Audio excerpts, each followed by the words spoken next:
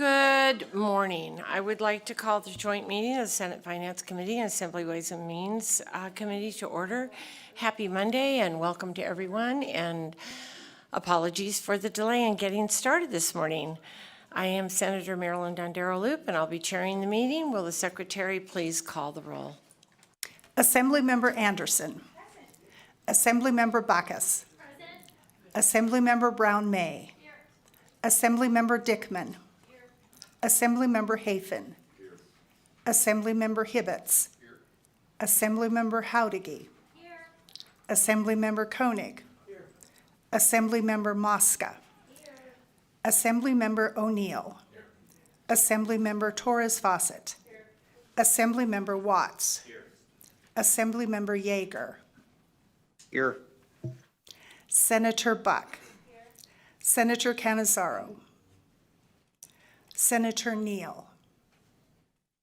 Senator Wen. Here. Senator Stone. Here. Senator Taylor. Present. Senator Titus. Here. Assemblymember Monroe Moreno. Here. Chair Dondero-Loop. Here. And please mark Senator Neal absent excused, and anyone who is not present right now present and as they arrive. I think we have a couple that are also running late. So good morning once again, and before we start this morning's meeting, please make sure that you have silenced any electronic devices, and please remember, if you are testifying, to state and spell your name for the record. Today we have two agencies on the agenda for a budget hearing. First, we'll hear from the Office of Federal Assistance, and then we'll go to the Secretary of State's office. And at some point, I will be turning the meeting over to our vice chair as I run in and out to do a couple things. So let's begin with the Office of Federal Assistance and Budget Account 1341.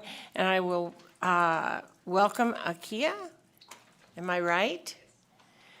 And Sanders, Director of the Office of Federal Assistance, and anyone she has brought with her today, please come up, get yourself organized, and begin when you're ready. Thank you.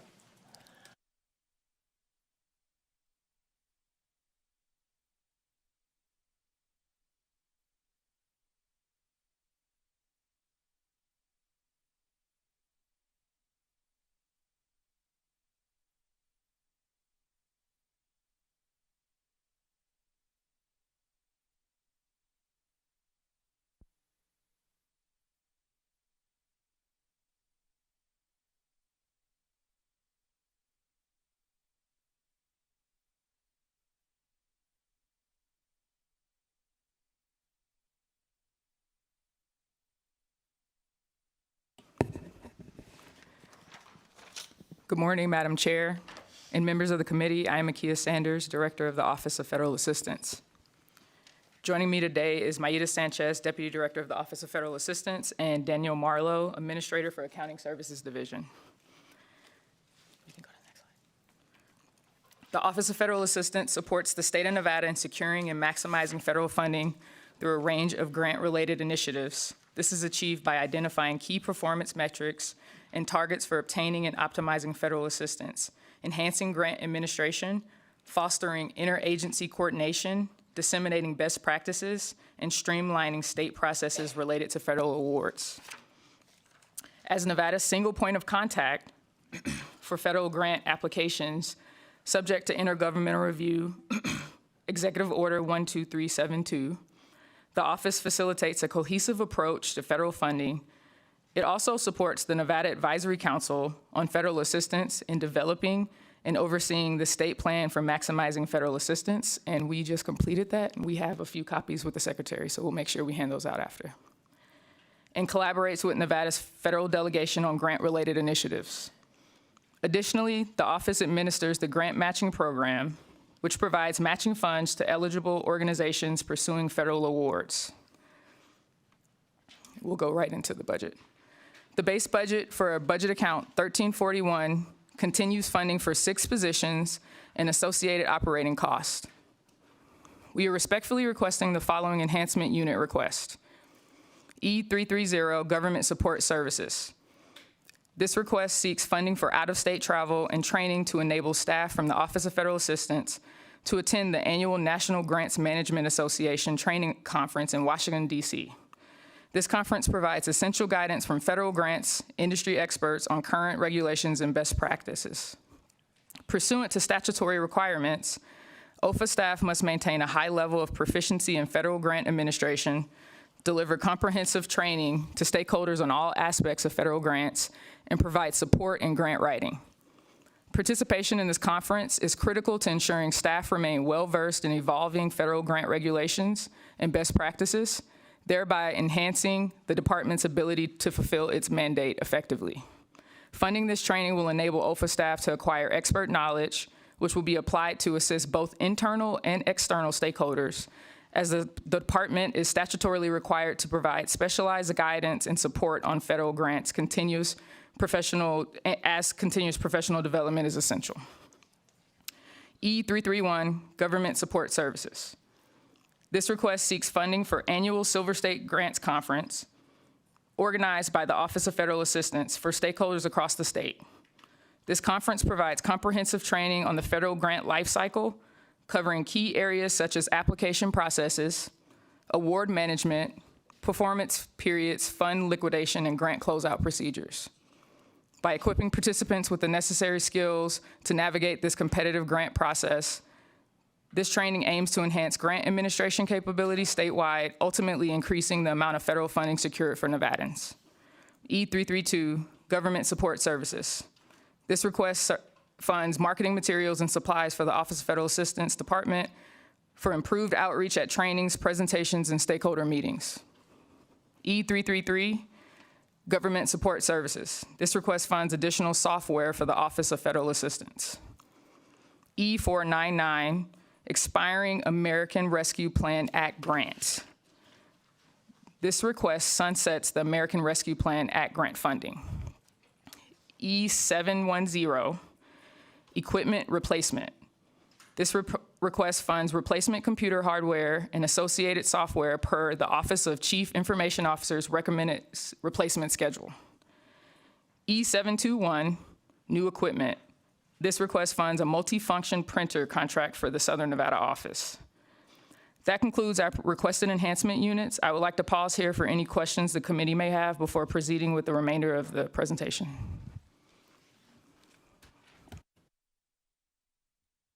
Thank you for your presentation. I appreciate that. We actually have quite a few questions for your agency regarding this budget, and I think some other questions as well. I will start with Chair Monroe Moreno. Thank you so much. And I have a few questions, if that's okay. And the first one is, we've been working for the last, 4 or 5 legislative sessions to try to improve our grants management system, get more of the federal dollars that we pay out back in the state. My first questions, with everything going on at the federal level now and looking at cuts to be made to the states, cuts to be made to nonprofits, how do you think that's going to impact your office? Akia Sanders for the record. I was going to go into the remainder of the presentation. It kind of answered those questions. Do you want to keep going, or I can answer that now? How much more of your presentation? We only got 2 more slides. Oh, you know what? I'll just let you finish your presentation. Sorry, I didn't realize there was just 2 more slides to your presentation. Is that okay? Okay, thank you. Sorry about that. Akia Sanders for the record. In reference to what is happening at the federal level with grant funding and what the Governor's Office of Assistance is doing to support our stakeholders during this period, we are actively engaging with state agencies, to mention a few, GFO and the Governor's Office, as well as working with our congressional delegation to assess the potential impacts of these funding changes while closely monitoring developments at the federal level, as this is an ever-changing situation. Additionally, we are evaluating the possible long-term effects, particularly in cases where certain investments may no longer be available, and how to strategically find alternative funding sources. As an office, we are diligently working to strategically implement programs that streamline grant processes across the state, enhance education and training for grant professionals, ensure agency compliance with state and federal grant regulations, and address historical barriers that have limited Nevada's access to federal funding historically. Our goal is to create sustainable solutions that improve efficiency, increase funding opportunities, and support long-term success for our agencies and communities. I'm going to now turn this over to Maida Sanchez. She'll go over the last 2 slides. Hi, good morning, everyone. Maita Sanchez for the record. Just a couple of things, just moving forward, because I know that we do have quite a few questions just with a lot of the unknowns happening.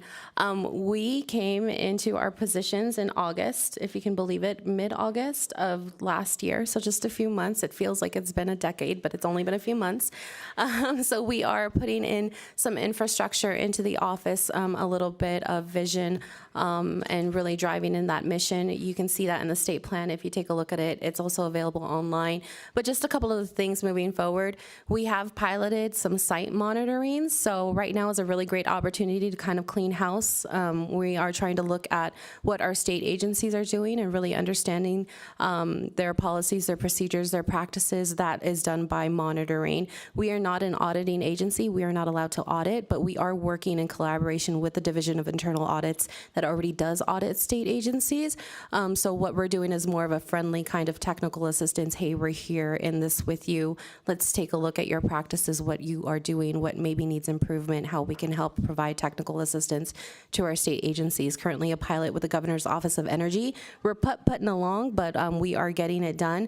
We're also taking an opportunity to internally train our staff to make sure that they're equipped to be able to monitor our state agencies effectively. We are also working in partnership with the Office of Project Management, OPM. They are the ones that are taking the time to build out this statewide system where there's different components talking to each other. So grant management is only a sliver of that. Obviously, it touches everything, and we need to make sure that everything communicates. So we are working very closely with them and supporting that grant module build as that comes up to be phased out across the state. What we've done is that we've developed kind of a stopgap, an interim, so that we can do some data collections on behalf of the OPM or in partnership with OPM. We are slated to send out one of our lovely guidance memos, if y'all haven't seen them yet, with a little bit of direction to our state agencies where we can collect some of those data elements and really start understanding the lay of the land here at the state of Nevada in regards to grant and grant management and subawarding, and then taking those data elements, working with OPM, doing that data sharing, and then having that carry over into the grant build as that becomes automated, hopefully here in the next year or so. You can find that in our state plan. I think there's some stuff in there. We've also recently joined the National Grants Capacity Building Coalition, so we're working with several states. We're really stoked. Nevada is ahead of the curve on some things, a little behind the curve on others, but the important part is that there's partners that we're talking to in New Mexico, Kentucky, Massachusetts, Ohio, Arizona, and Kansas. We're absolutely loving it. We're sharing best practices, learning about grant match programs, what's working for them, what's not working for them, teaching them what's worked for us, what's not worked for us, but they really are dedicated to fostering community of practice, so just sharing knowledge. And exploring collaborative opportunities so we could really improve processes not only here in Nevada, but also across the state or the nation. We've also rolled out recently a way where we can aggregate or kind of centralize all our notice of funding opportunities that come from the state. So notice of funding opportunity, not to get confused with the federal notice of funding opportunity, but more of one where the state is announcing, hey, not only do we have maybe potentially state funding available to pass through to our folks, but we also have pass-through funding from a federal agency that we're also subawarding. Right now, in order to find that opportunity, you kind of have to click around to, I don't know how many websites we have at the state of Nevada to kind of look to see where you might be able to find, or you need to be at the table having those conversations already. So we rolled out guidance via a guidance memo where we worked with procurement with Gideon, who's absolutely amazing, to provide an option in Nevada ePro, which we already use for contract procurement across the state, where now they have an option to put in a grant opportunity where they can share that information in one space. Keep in mind, this is just to share the opportunity. It is not to apply for the opportunity. So a state agency can only announce. We would love to move further along the road, but everyone kind of does it their own way right now. We have, Nevada e-page here at the state as well. So just trying to house everything in one place. We also are working on a project, lots of projects, Enhancing Federal Grant Management in Nevada project. That's what it's currently called. Working in partnership with GFO, the Nevada Grant Lab, procurement, internal audits, Department of Health and Human Services. I can't think of who else, but we have a couple of people on this kind of project team. The idea is to come to the table and kind of figure out like, hey, how do we make things better just at the state level to help folks learn how to manage grants effectively. I think the idea is going to be to create some type of grant academy at the state level where folks who take the grant academy receive some type of badge, much like the procurement process where you become a certified contract manager for the state of Nevada, where you would become a certified grant manager for the state of Nevada. You would be recognized by the state saying, hey, you at least have some knowledge as to 2 CFR 200 so you don't break the law, and now you can manage federal funding at your state agency. So kind of working on what that looks like. It's probably a year out for that realistically to happen, but we're very excited about some of that work. I'll pause here before I talk about GMP just to take any clarifying questions. If not, okay. You can go ahead and keep continuing. We'll do all the questions at the end, and I'm not going to lie, we have quite a few questions. So Don't scare me. Go ahead. You will be fine. Fantastic. No, awesome. So the Nevada Grant Matching Program, GMP. Go ahead and state your name again for the record. sure. Sorry, I know it was me interrupting you, but You're totally it would fine. be helpful. Thank you. So Maita Sanchez for the record. So we are very excited this year, hopefully, if everything goes well. And I think we have a good feeling we will be fully expended for the fiscal year ever, woohoo, for the GMP since it piloted and since it's been up and running. Our starting balance, $2 million, we get $1 million every year. Right now, what we have committed via letters of commitment is about 1.6 million. We've expended, so actually money out the door, about 5,000, where we now have an available balance of 369. So just keep in mind, so we have quite a few grant awards that are committed via letter of commitment, but not expended just yet because we are waiting for a federal notice of grant award to be given to us or to the person that has received notification that they've received the award. They just haven't gotten that final NOGA yet, so that we can go ahead and get that go-ahead to expend that funding. We have a couple of improvement ideas. We would love to see an increase in funding, obviously. We've talked about maybe exploring creating a revolving fund because we do have that barrier where funds are reverted every biennium. And given the timing and working with the federal government with the notice of grant awards, just in general, the NOGAs usually take a while to be issued. Someone might get an informal email and be like, your application looked great. We love your proposal. We're going to go ahead and get this funding out to you.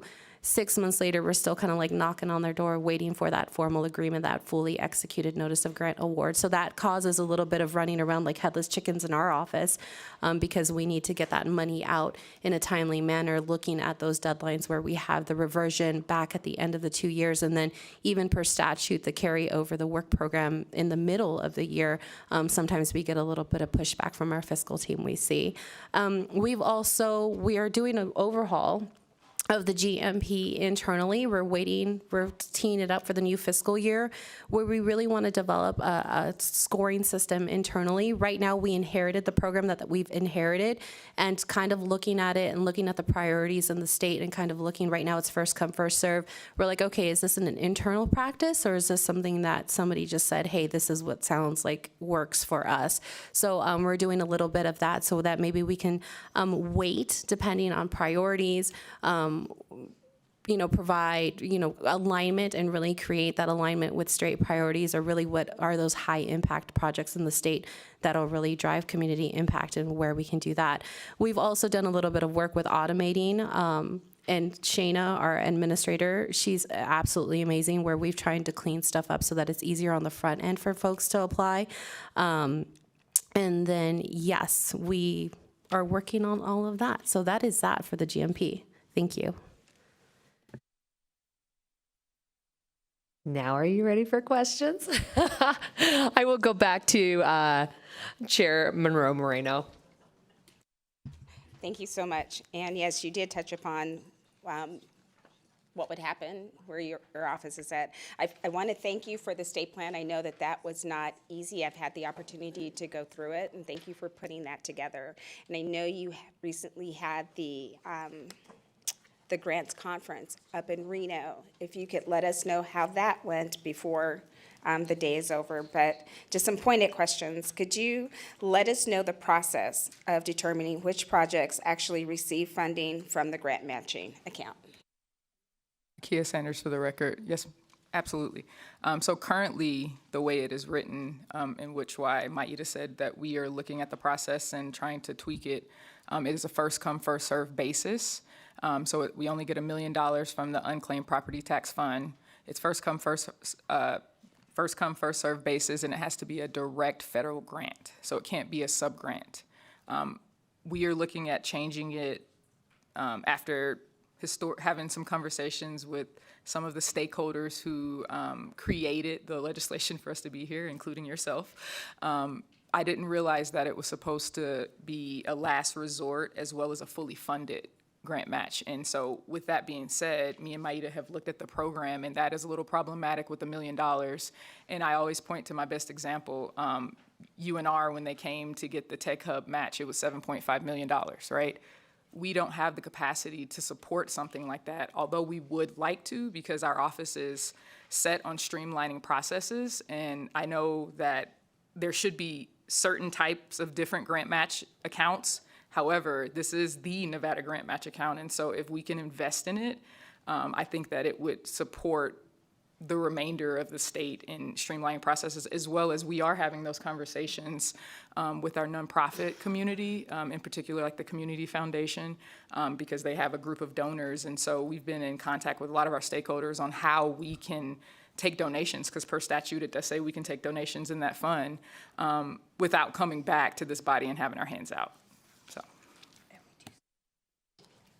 So with that being said, you've had some requests for funding. What would, if we had a crystal ball and had all the money in the world, what would be the ideal amount you think that the grant matching fund should be at?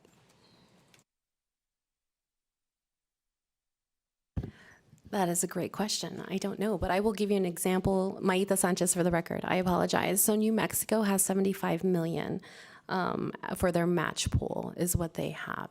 And and we can go ahead and get a little bit more numbers from other states to provide that information. But I mean, if New Mexico can do it, right? Well, New Mexico may have some revenue streams that we don't have in Nevada, so. Go ahead. Kia Sanders for the record. I think we could definitely potentially do a study to see what makes the most sense, and maybe even observe some of IFC's requests. I think that makes the most sense, and how many requests come to IFC for match funds, for bigger grants, and maybe even talk to some of our state agencies and see how much money are they requesting in their budget on the side so that they have match funding, and then make a better assessment. That would be great. If the chair's amenable to that, I would love to receive that information. So my last question, because I know there's a lot of people with questions, what is the anticipated timeline for providing matching funds for projects that the Office of Federal Assistant has issued letters of commitment for? So Maida Sanchez for the record. So the turnaround in the office to process an application, so receiving the request for funding, going through a vetting process, so there is risk assessment involved with the individual or the organization, plus a rubricing for scoring to determine whether or not they're eligible for. It takes about 2 to 3 weeks at max for a letter of commitment to be issued. Once the letter of commitment is issued, it is dependent on when that notice of grant award is then issued to the organization. And we've seen that up to a year for a notice of grant award to be received. Thank you so much. Thank you. I think we will go next to Assemblymember Mosca. Thank you so much, Chair, and great to see you both. Thank you again for both of you for coming to the recent Northern Nevada nonprofit convening. We really appreciated it, and that makes me really think about E330 and E332. Can you share how you plan to embed with the community so that we are making sure we're partnering with groups who may be already doing these things and we're saving money that way as well? Thank you. So, Maita Sanchez, for the record, we've done a couple of things already that we continue to hopefully do. I will tell you one example. We are going out to our tribal partners, tribal government, and we hold half-day workshops. We've done two with Walker Lake in the Pyramid. Yes, and then Pyramid Lake Paiute. Great feedback. We go and we do a half-day workshop where we do provide training on 2 CFR 200. We're working in partnership with the Nevada Grant Lab. Nicole, if you know her, she's come out to provide some training as well. We also do a listening session with the tribal partner where we can get a little bit more information. What's come out of that is that they've asked for us to meet with them quarterly, at least with the Paiute tribes, just given the limited resources that we do have, because it means a lot to go in person, right? That is why we need a little bit of support so that we can go out in person and have these in-person partnerships. The idea moving forward is that we're looking at regional. So if you look at the state with 4 quads, we want to hit northeastern and southeastern Nevada as well, and go out to our tribal partners. We're working in partnership with Thurman Nevada Workforce, as well as Daphne over at UNR, to make sure that we are cognizant of those relationships. But that is just one example of how we're out in the community. Yes. Akia Sanders, for the record. And as far as our nonprofit stakeholders, I know you saw us the other day at the Nonprofit Caucus, and thank you for inviting us. We've been working very closely with Nevada Grant Lab in the South, and the newer organization that just came online, the Center for Nonprofit Business in Northern Nevada. I think we have biweekly calls. Us and Miles have monthly calls, and we're really hyper-focused on not reinventing the wheel and duplicating efforts. There's only 6 staff in this office, and so, but when I team up with Miles, I have 13. And then when we're working with our Northern Nevada folks, we have, expand that out. And so they're doing training. We're working to promote that training and not reinvent that training, support the training if we need to go and be speakers at that training, or even procure. We have a contract with Feldman and Lifer, and we've done some training. We did a statewide uniform guidance updated training for state agencies in particular in December, which was very well received. We also brought him back out for the conference, and he spoke, and he actually opened the conference up. And so we're thinking very innovatively on how to provide the support services that we need to per statute with a small budget. Do you have any follow-up? Next, we'll go to Assemblymember Brown May. Thank you. Thank you for the opportunity. Thank you for being here. First, I have to say how much I appreciate the collaboration, right, the thoughtful partnerships, and the way that you've expanded state staff with nonprofit partners, I think, is really insightful. I notice on our backup material that the recommendation coming from the governor's office is to transfer this Office of Federal Assistance from the governor's office to the governor's finance office, having spent the last 20 years in the nonprofit sector. And knowing that we have traditionally as a state left federal dollars on the table, I'm curious if you have an idea of what the implication could be by moving this department from a single standalone with a responsibility that is unique into a governor's finance office. And do you have a perspective about that? Akia Sanders, for the record. Thank you for the question. So I will go into my opinion. I took over in August, and I will say, obviously, as you see our enhancements, and you can even look at our budget, it's not that big. We do not have that much support, and originally when we took over, the governor's finance office was the support that we needed to kind of get on our feet and move forward in the right direction that this office should be moving towards. I don't want to get too deep into the weeds on it, but I would say whether we're standalone or whether we're under GFO, the mission is still the same to me as the director. Now, I do understand that the GFO director and myself can change, and I do understand that. And I think that that is a decision that might lie above my head.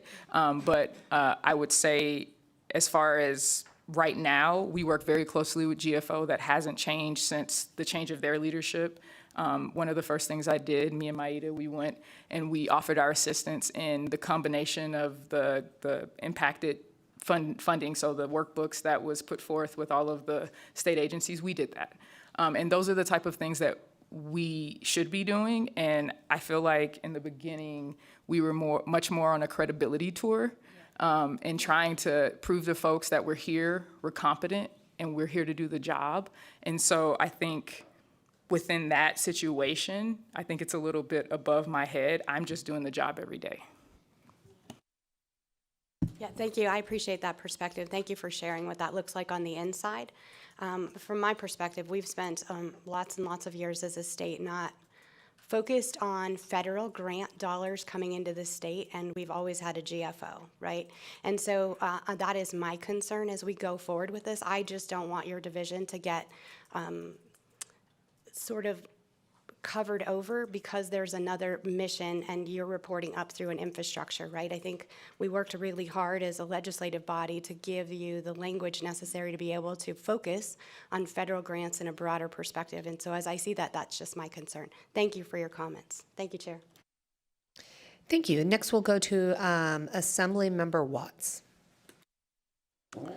Thank you. Thank you for the presentation. I had just one quick question. So I noticed that on some of the grant matching program, we had a lot of state and local agencies. I think that's fantastic. I'm glad that we have that it's open to a wide range of entities to take advantage of. But I also saw there weren't as many state agencies. So I was wondering if you could just kind of at a brief high level talk about that dynamic a little bit and maybe some of the challenges that we're seeing in getting state agencies to take advantage of those funds. Thank you, Akia Sanders, for the record. You're absolutely right. And this is something that me and Maida have been hyper-focused on since we took over in August, in engaging our state agencies more and getting them to understand that we exist, pulling them into compliance because they should be reporting to us, so that we have that full picture. When something like this happens, we should be able to tell you exactly how much federal funding is coming in the state, and we don't. So if you've seen some of our guidance memos, this is things that we're trying to do.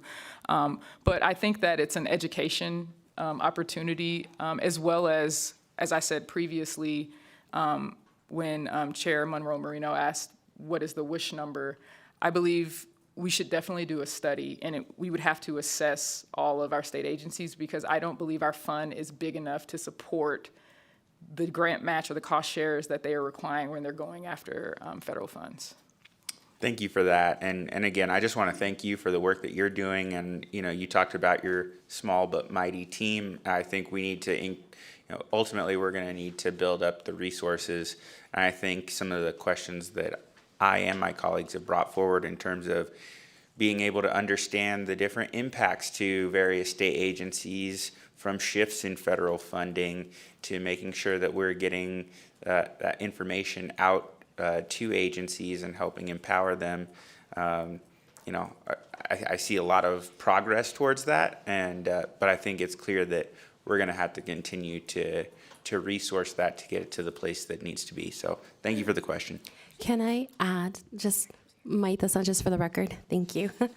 So yes, we've had so many conversations, but I just wanted to add a little bit more to that for you to kind of dig or think about.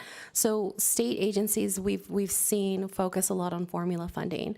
So when we look at match, we look at discretionary funding that we're competing for. If we look at the culture in the state, and we've talked about this in regards to supplanting and just internal practices, IFC, we know that we have some challenges, but state agencies are hesitant to pursue discretionary funding, thus not necessarily needing always to look at our grant match program to provide that gap. Maintenance of effort is something that could probably be looked at. I know that there are state agencies that have maintenance of effort that are required in order to be eligible for some type of, block grants, for instance. And sometimes if that maintenance of effort is tweaked, in a sense that match is tweaked, then they're no longer eligible, and that's where we leave money on the table because we as a state no longer can maintain that federal award. So just keep that in mind when we look at GMP, the discretionary and the formula funding and the state agency, and just the culture of the state to compete for federal funding. There are some things that need to happen under the level in order to really set us up for success. Of course.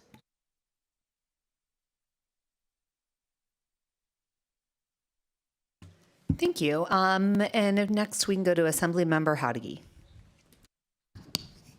Thank you, Madam Chair. And just a couple of questions on the last slide. So I'm looking at that very bottom row where it says federal funds awarded.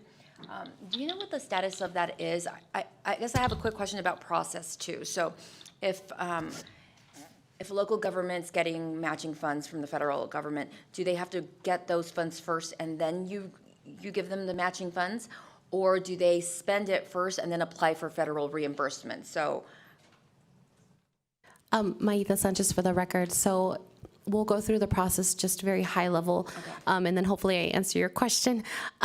So the way that it works internally is that once we score the applicant and we've decided as a state that we consider this project a good project and that we feel comfortable providing them with a match in order for them to be eligible to submit their proposal to the federal government, we will issue them a letter of commitment basically saying, hey, we're going to hold on to this money for you. As soon as you get your ducks in a row, this match will be here available to you. They then complete their federal grant application process where they then submit that letter of commitment with that proposals telling the federal government, hey, Nevada's got our back. We're going to go ahead and provide this match. This is that skin in the game that we have with this particular project. Then they submit their proposal. The federal government does their process of reviewing that and deciding whether or not they're going to award them. Let's say that the organization does receive that award. They usually get an informal email saying, hey, congratulations, you guys got this federal award, great job. At that point, they usually notify us, but we cannot do anything until we have a fully executed contract between the organization and the federal government. And then at that point, when they receive that notice of grant award, that executed contract, then they provide a copy of that notice of grant award to us. And then at that point, we issue the sub-award per se. So then at that point, we cut the check. We provide them all of their match up front. So there is a thing where that match is provided up front. It is a one shot. If that is a continued federal award where they have an opportunity to maybe apply for more and receive more match, at that point we've already given them their match for their letter of commitment, and there's no longer a further kind of relationship there other than we're monitoring to make sure that that match is being expended per whatever award that we have with them. Yes, go ahead. okay, and so we give them the money ahead of time, and then do they have to spend the money and then apply for reimbursement for the federal grant, or are those federal grants given to them to spend down? So this is Maitha Sanchez for the record. So that is the relation. So for the state to organization relationship, yes, we provide them the money up front in a sense in one fell swoop. Once they can, usually with federal awards, and it depends on their notice of grant award because it might vary, but generally what you see is that that organization will start their project, they will start to do whatever it is that they're doing, and it is a reimbursement, but that's at a federal level. So if that's the question, like, hey, the organization with the federal level, then yes, they will get usually, sometimes it is upfront, sometimes depending on the notice of grant award, maybe they do get a little bit of money up front, or maybe they have it up front and then they just have to check in. So it depends on the terms of the agreement between the organization and the federal government. So, yeah. Go ahead. Thank you, and just my last question. Are there any organizations who we've awarded money to that might be in jeopardy of not receiving their federal dollars? So Maitha Sanchez for the record. So we have 7 letters of commitment currently issued. One is for quite a bit. It's about it's 1 million, right, for our grant match. That's TCID, Truckee Communities Irrigation. Truckee Carson. I always get there. I'm so sorry. Right now, we have a good feeling about that one. We haven't had any indication that they will not receive their notice of grant award or their funding. As far as the other ones, we have not received any indication. But again, I cannot speak in absolutes. I do not know yet. Akia Sanders for the record, and all of these have been elevated to our congressional delegation before the pause happened, because as Maida stated earlier, without any of the things that are currently happening at the federal level, we still wait about a year sometimes to receive a notice of grant award, which is a little confusing when we tell you that, oh yeah, we expended 1.6 million, and you look in our account and there's 2 million still sitting there. And so we are working, as she stated, and myself talking to our federal delegation, I do know that there is a slow review process happening right now. I do believe that some of the Nevada Clean Energy Fund dollars got released this weekend, so that is a little bit of hope. And so we're trying to make sure that we're staying abreast of this situation and making sure that those grants come in, so that way we can give that funding out. Thank you. And that's very good to hear about the Clean Energy Fund allocations. I know that was hundreds of millions of dollars. So that is also fantastic to hear. Hopefully it doesn't refreeze and become even slicker. If we can go, do we have any other questions from the committee members? I think we've gone through most of them. I'm looking around.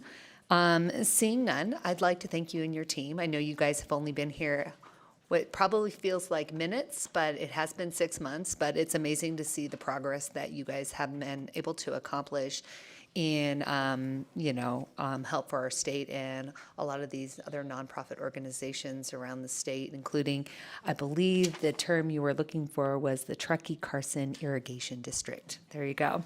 It is a mouthful. And I know that is in Senator Titus's district, I believe. So, but it's great to see these projects and these matching dollars that you're able to utilize and help these nonprofits and other organizations be able to draw down those, especially in these competitive grant programs where we are competing with other states and other projects. So thank you. And with that, I think we've answered all of the questions that we have for you. And at this time, I will close the hearing on budget account 1341. And we will move to our next budget hearing on budget account 1050, the Secretary of State. I don't see Secretary Aguilar here. I believe they are on this way. I don't know if you need a recess or if you can have the rest of your team come up to the table.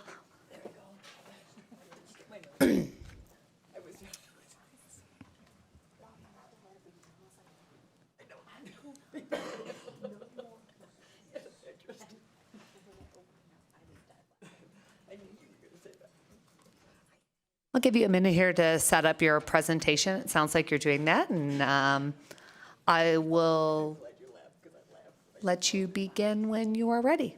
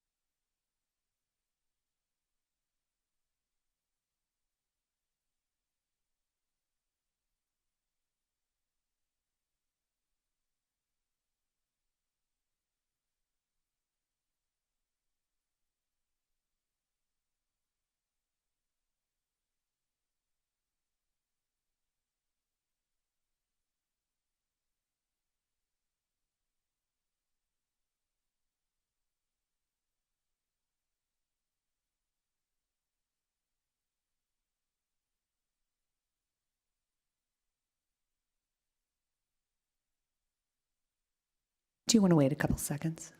Okay, we'll stand in recess.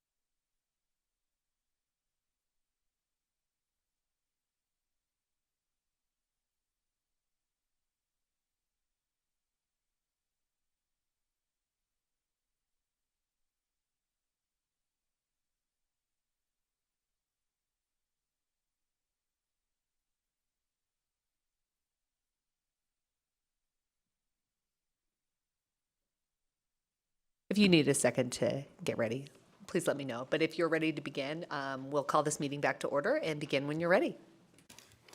Good morning, Chair Monroe Moreno, Chair Dondero Loop, and members of the Joint Committee. For the record, I'm Cisco Aguilar, Secretary of State. Joining me is Gabriel DeCara, Chief Deputy Secretary of State. Also present with us here in Carson and in Las Vegas is our team. Deputy Secretary for Elections, Mark Velashin. Deputy Secretary for Southern Nevada, Ruben Rodriguez. Deputy Secretary for Securities, Aaron Houston.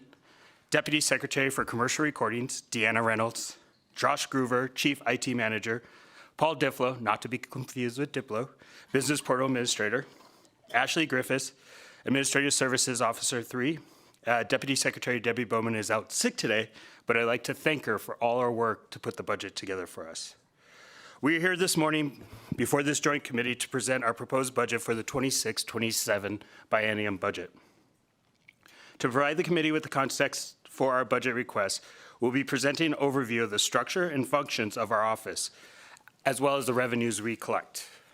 Before we get into it, I want to thank this legislature who trusted the Secretary of State's office last session and invested significantly in two major technology projects: the overhaul of our business licensing portal and the implementation of the centralized voter registration and election management system.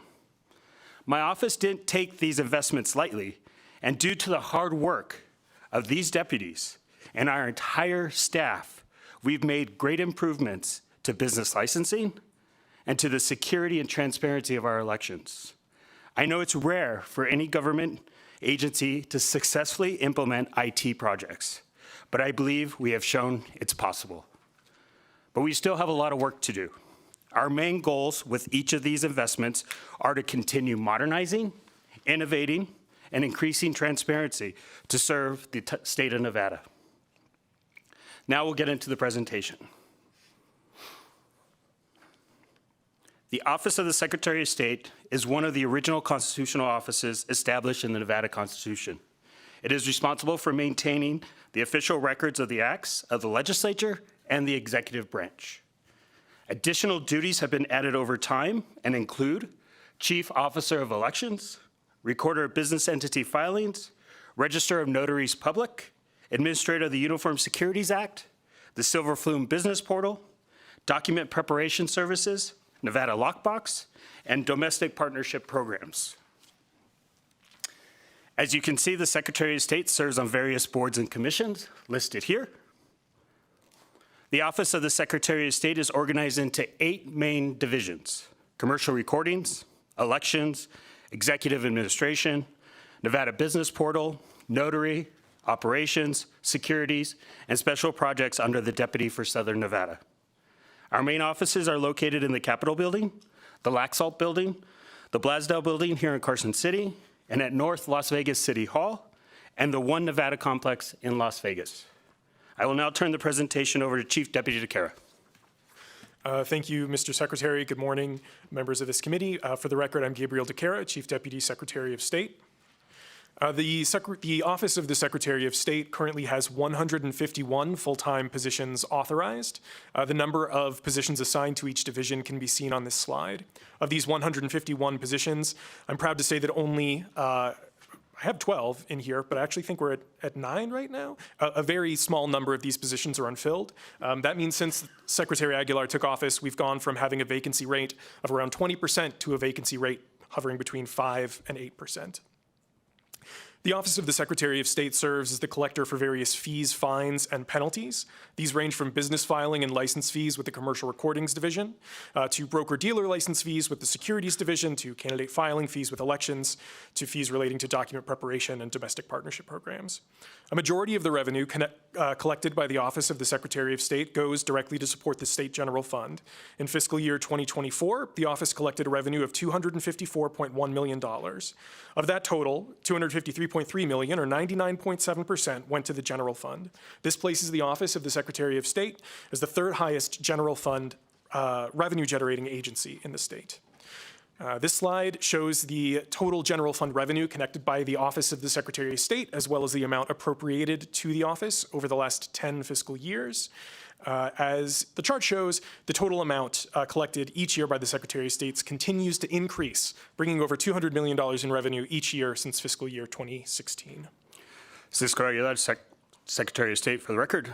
I just want to add, the staff has worked hard to keep this revenue up. We've streamlined the processes in the Commercial Recordings Division. And when I say streamlined, we worked really hard to streamline and made sure we're not doing anything just because that's the way we've always done it. When I hear those words, my head pops off. And so the team understands that when we look at every single process, we're ensuring that we're streamlining it for the betterment of all Nevadans. We've also invested in finally getting the legacy system, Silverflume, to a minimum viable product by fixing over 600 bugs and making the system stable enough to support moving to a new platform. So even though the number of filings is higher than ever, we're getting through them faster and quicker, and that's good news for the general fund. Gabriel DeCara for the record. This slide shows the breakdown of general fund revenue collected by the office for fiscal year 24. As you can see, the Commercial Recordings Division is by far the largest general fund generator in the office at 84% or $211 million. Next is the Securities Division at 14.8% of $37 million. Together, commercial recordings and securities make up 98% of the total general fund revenue collected by our office, and the remaining 2% comes from the Uniform Commercial Code fees, the Notary Division, and the Elections Division. The Office of Secretary of State has two primary executive budget accounts, Budget Account 1050 and 1051. Budget Account 1050 contains the general operating budget of the office and is primarily funded by the general fund. Other minor funding sources for this budget include domestic partnership registration fees, document preparation, service program fees, and notary training fees. Budget Account 1051 is our Help America Vote Act account where we receive federal dollars for election-related spending. That account will not be covered here other than to say we do not expect additional federal funds for elections anytime soon. Cisco Aguilar, for the record. Before we dive into the budget, there's one thing I wanted to add. We've done our best to be responsible with the taxpayers' money. We aligned with other agencies in having customers pay their credit card fees, returning $6 million to the general fund unspent. When our team started to prepare this budget, I asked them to think about what they need to fulfill their statutory duties to help the people of this state. There are plenty of things I would have liked to added, including, but not limited to, a dedicated business service team to helping fledgling businesses grow, additional support for our PIO, who has to handle a mountain of public records requests in addition to all the press that comes with being a swing state, more outreach funds built into our budget on an ongoing basis so that we can educate Nevadans about our elections and other services, funds for election innovation, and to support startup businesses, which I see as funding the future of Nevada. But this was my first priority, to build a budget for this office. I pushed this team hard to come up with smarter, more efficient ways to help Nevadans, and they've done a great job. But there are some things that can't be done without more people or more resources, and that's what we have prioritized. Gabriel DeCara for the record. This table breaks down our base budget, maintenance offsets, which mostly include the removal of one-time or non-reoccurring expenditures from our budget, our requested budget enhancements, and other statewide enhancement units. In total, the office is requesting general fund appropriations of $33,170,614 in fiscal year 2026 and $28,790,549 in fiscal year 2027 for a total biennium enhancement request of just under $62 million. For the purposes of this presentation, we have divided our budget request for Budget Account 1050 into major and minor enhancement requests. As you can see, there are quite a few major requests. We will walk through some numbers that we hope will be helpful in explaining the reasoning behind these requests. Cisco Aguilar, for the record. This slide shows the number of active entities, new entities, and entities in default, and general fund revenue from our Commercial Recordings Division. As you can see, the growth has been significant. In fiscal year 24, there were over 98,000 new entities created in Nevada. That's almost twice the 57,000 created in fiscal year 2014. But the Commercial Recordings Division has had the same number of staff that entire time. The division also has a majority of its staff in Carson City, which is understandable, but means that we are underserving the majority of our population in Southern Nevada. That's why we are making enhancement request E321 and E322 for 10 new staff that will be housed in the new state building in Las Vegas. Our team has done an excellent job improving service for our customers, cutting the backlog entirely so that some filings are now same day. As you can see on this slide, since 2021, between in-house and online filings, processing times have gone down significantly, and that means a major cost savings for Nevadans. In fiscal year 24, we generated about $3.8 million in just expedited fees for customers trying to avoid the wait times. That's about $319,000 a month in costs to customers. So far in fiscal year 24, that number has decreased to about $244,000 a month in expedite fees. That's about $80,000 a month in savings to Nevadans and nearly $1 million a year. We're cutting down the number of paid expedite requests, but still bringing in record revenue. This slide shows more operational efficiencies the staff has been able to accomplish, reducing our hold times for customers from about half an hour to 5 minutes in the last 2 years. But if you need help starting a business, that 5 minutes can still be a lot. By being able to better serve our customers, we can better serve the state and continue a strong pattern of revenue growth.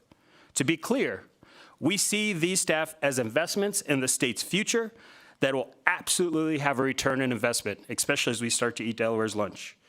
These workers are in the front lines of our economy. Talking to business owners who want to do business in Nevada, right now, they're all classified as administrative assistants, but that doesn't sum up the work they do every single day. We were in the process of requesting a reclassification for these staff members, bringing them to the pay scale they deserve, when we were told all reclassifications were put on hold. It's very important to me that these staff get the rate of pay they deserve for the work they do. This slide shows the growth in revenue brought in by our securities division, as well as a number of licensed sales reps our office is responsible for monitoring. The securities division has grown many more groups. The securities division has many more groups that are responsible for overseeing, but I wanted to use this as an example. There has been a 35% increase in the number of sales reps in our state since 2016, which was also the last time FTEs were added to the securities division. Budget enhancement E327 is our request for an additional enforcement attorney, and a budget enhancement 328 is our request for a forensic accountant for the securities division. The securities division handles many financial statements, many financial documents, and does not possess a forensic accountant, which to me is pretty surprising. This attorney will help us enter more orders, hold more bad actors accountable, and bring us more money for the state of Nevada. The forensic accountant will help us deal with complex cases and ensure we find and recoup every dollar possible for Nevada investors. Gabriel DeCara for the record. This slide shows the growth in active notaries, as well as the revenue from the notary division over the last several years. The increase in volume of notaries, as well as the increase in requests for aposties and other filings with our office, has outpaced the ability of the existing staff to manage. The commercial recordings division has been helping answer phones and file documents, which pulls these workers off the tasks they should be doing to process business licenses and help other customers. The agency has been robbing Peter to pay Paul for years, moving staff back and forth to deal with a series of backlogs. This is not sustainable and does not serve the interests of Nevadans. Budget enhancement E325 is our request for 4 additional staff members for the notary division to finally meet those needs and fulfill our statutory duties. This slide shows the huge expansion of active licensed document preparers in Nevada. These people are not attorneys, but can assist with filling out and filing legal paperwork. They're the people who help you deal with the DMV if you don't want to wait in line yourself.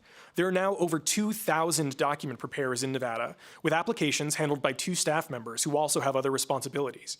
Doc prep compliance is done by a dedicated team, but they're also responsible for investigating and overseeing compliance for notaries public. Budget enhancement E323 is our request for an additional administrative assistant for doc prep, and enhancement E324 funds an additional compliance investigator too. Cisco Aguilar for the record. Here again are our major budget requests. As you can see, there are quite a few positions related to IT on this list. From my first days in office, I've been saying the Secretary of State's office is really a technology company. We provide direct services to Nevadans, and they expect the best experience and the highest security possible. As the office has been given additional responsibilities, like the top-down voter registration and election management system, the hardworking staff of our IT division have been stretched thin. There are important applications to develop and maintain that many of the programs you've heard about today run on. There's maintenance and monitoring of our website, which saw 2,000 hits a second on election night, which did not stop running. Silverflume, the custom-built portal for commercial recordings, processes over 500,000 transactions a year. There are the IT needs of our 150-plus staff and 50 contractors who need technical support to carry out their daily duties. There's also the ever more important need for strong cyber security. As more and more government systems move to the cloud, we need specialized staff who can help ensure that there are as few risks to state data as possible and hold vendors accountable on security issues. When state data is stolen, no one cares who's hosting the server with the data. With key functions of business licensing and elections, the office cannot compromise on security. There are minor budget enhancements the budget is requesting. Most of these minor requests are to help the office function better as a unit and provide better services. An office manager for Las Vegas to take on administrative tasks that have been left to team members from other divisions and often pull them away from their actual core duties. Tools and training to help our criminal investigators with cases involving crypto and other sophisticated bad actors. Chair Monroe Moreno and Chair Dondero Loop, that concludes our presentation for the 24-25 biennium budget request for the Office of the Secretary of State. Our priorities are modernization, innovation, and transparency. I'd like to thank the staff of the Office of the Secretary of State, the Governor's Finance Office, and the LCB fiscal staff for the efforts that went into creating this budget. We look forward to any questions or comments from you and the members of the committee. Thank you. Thank you for your presentation, Secretary Aguilar. We do have quite a few questions. I appreciate your presentation, and we'll just kind of jump into it. I'll kind of kick things off today. Can we talk about the VREMS project, and can you kind of discuss some of the factors? I know we have these, oh, look, we're phoning a friend here. I know that as we're implementing and updating and modernizing a lot of our IT systems and programs across the state, we've seen considerable delays. So can you talk about some of the factors causing the delay in the implementation of that, of the VREMS project? Cisco Aguilar, Secretary of State. Thank you, Senator, for your question. I would like to push back and say there is not a major delay. What it's done is a proactive engagement with all 17 clerks across the state, and 15 of those 17 are individually elected. So bringing all 17 collectively together to accomplish a single goal and a vision was quite an initiative. You know, you look at other states, Oregon is about to enter year 4 of the implementation of their similar project. We are actually moving at a speed that should be commended, and we should thank our clerks for making that effort. We are in the process of phase 2 of that system to bring Clark into the one system. Clark is using the same vendor, they're using the same system, but now we have to merge those two databases into one. We intentionally and strategically did this on purpose because Clark County holds about 70% of the voter base. We wanted to ensure the system worked appropriately with their county while we worked with the other 16 counties to bring them on board. Gabriel DeCara for the record. As the secretary said, and I can just throw a few other figures out here, we use the contract for the state of Oregon as a basis for our contract for procurement of this system. Oregon has been in the process of moving from one top-down system to another top-down system for 4.5 years now, utilizing the same contract that we have, and it is still not complete. We've moved from a bottom-up system to a top-down system and gotten that first phase 1, the ability to conduct an election and run the election management and voter registration elements in just under 1.5 years. Other states have taken over 3 years to get both of those things done, moving from top down to top down, not bottom up to top down. Additionally, we knew that the timeline would need to be fluid. As the secretary said, this relied on working with clerks in each of these counties, over half of whom were new and had not yet conducted an election. There was the first ever presidential preference primary of our modern era that they had to conduct. In March of 2024, the clerks asked for a delay to move go live from April to July until after the primary election. The secretary agreed to the clerk's request, and we were able to move our project timeline around to make that happen. And then when we looked at the calendar, we saw that a July date wouldn't make sense. The clerks needed to be able to conduct list maintenance to clean up the voter rolls before the general election, and we needed to make sure that they could conduct their list maintenance entirely in their legacy system, and then move the clean database into the new system. So the delay was, the system was moved again from June to August, or from July to August 2024. Some other things have moved around. We originally wanted the Clark County, the Clark County merger was phase 3. In putting the system together and working with Clark County, we saw that it made sense to get that done sooner than later, so we've moved that to phase 2. And there are other elements that were previously in phase 2 that the office has successfully completed, including the new system, the new process for automatic voter registration and our direct link with the DMV. But Deputy Voloshin, is there anything else? No, sir. Great. Just to clarify, I appreciate the speed that we are not in a 4-year plan and that you've been able to make such progress. I guess I was just wanting some clarification because I know when your office submitted that final status report to IFC back in April of 2024, you had indicated that the plan was to complete phase 3 of this project by June of 2025. And it sounds like you're in phase 2 right now. So do we still anticipate that final phase, or was that phase 3 that kind of incorporated, I guess, the merger of Clark County into the database? Was that just moved into phase 2? And so now there's only 2 phases, or are we still on line to finish this June of 2025, which is just a couple of months away? So I'm just curious to see how some of those delays in implementing and changing the different phase projects are in line.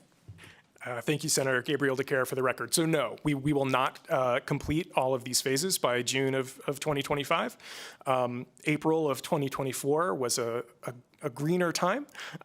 It was a lot of work. It was a lot of work to implement the system and get everything online, and again, make sure that it worked the way that the counties needed it to conduct a presidential general election with some of the highest turnout that the state has ever seen. So we wanted to be realistic with these timelines.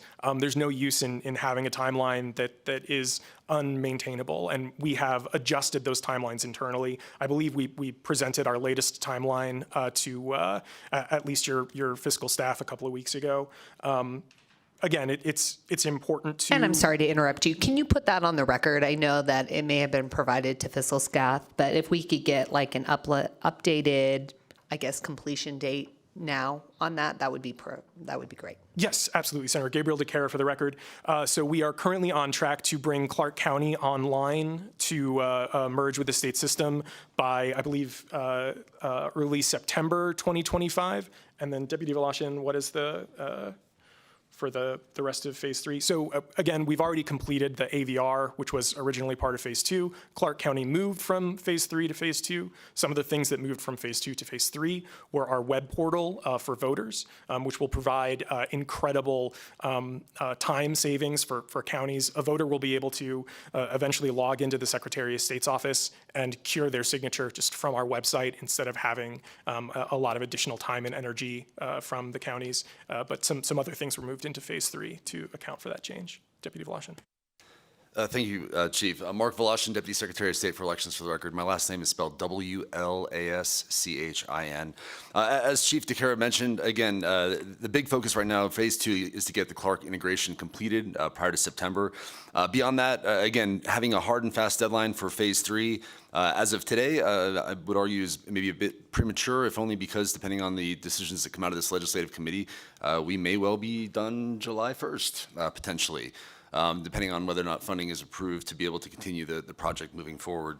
We are looking at, though, an early to mid-2026, really early, to really finalize, and with the exception of sustainment and maintenance of the overall project, early 26 in time for the 26 election cycle, specifically the 26 June primary, is absolutely our goal. And it may help also just to understand, when we talk about an election, database and centralized and system, these sorts of things.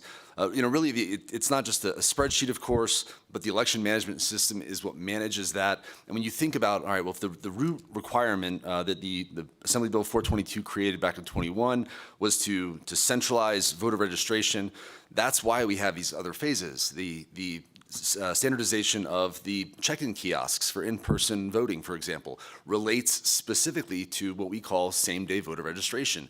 That now has to be standardized and centralized across the state. Voters, when they sign a petition, that petition process is a voter activity that ties back to our list maintenance process. Therefore, there's a petition module that we're looking at as well. But these things were, again, identified and prioritized by the Secretary to make sure that we're not putting a petition thing ahead of, for example, the 24 general election cycle, which is why there are these subsequent phases to make sure that the voter experience as it relates to registrations, which ties to list maintenance, the cleanliness of our rolls, those other sorts of things are all kind of built into this. But again, 2026. Gabriel DeCara for the record, and I really can't stress enough that the previous timeline was presented in April before the primary and general elections. And obviously the first duty of the Secretary of State's office is making sure that Nevada's elections run smoothly. Were there times where we had to compromise on this project timeline to make sure that our clerks had all of the resources they needed to get their jobs done? Yes, that absolutely did happen. But we felt it was the right decision to make. We feel very good about where the project is moving forward, and that's why we are asking this committee for additional funds in a one-shot to fund the rest of the project. Thank you. Thank you. And I think next we will go to Assemblymember Watts. Thank you very much. So I have one elections question, and then I'm going to change gears a little bit. So, and it's a different item. So in decision unit E304, you're talking about the new program officer, and a lot of that has to do with managing travel. That includes dealing with kind of the accounting for the modernization project and those contractors, but then it also discusses managing the travel for the training of the clerks pursuant to SB 54. So could you just discuss a little bit about the challenges that your office is seeing in managing that increased kind of travel request and reimbursement workload, and then potentially for Deputy Voloshin, just talk a little bit about the training that the office is currently providing pursuant to SB 54. Thank you, Assemblymember. Gabriel DeCara for the record. In terms of the logistics of handling that training, I'll hand it off to Ashley Griffiths from our accounting team momentarily. But I did want to add that the Clerks Conference is quite a feat. It is bringing together the election administrators from county and city elections offices from all over the state to one place to talk about the election, how it went, where we need to go to make sure that they're trained up on some of the latest developments. We talk a lot about regulations. We talk a lot about lawsuits. Several members of the legislature came and spoke to that group, which we're very grateful for. But it is it's a significant undertaking for the office. And so, Ashley? Thank you for your question, Member Watts. This is Ashley Griffiths for the record. We have a small accounting unit at the Secretary of State's office.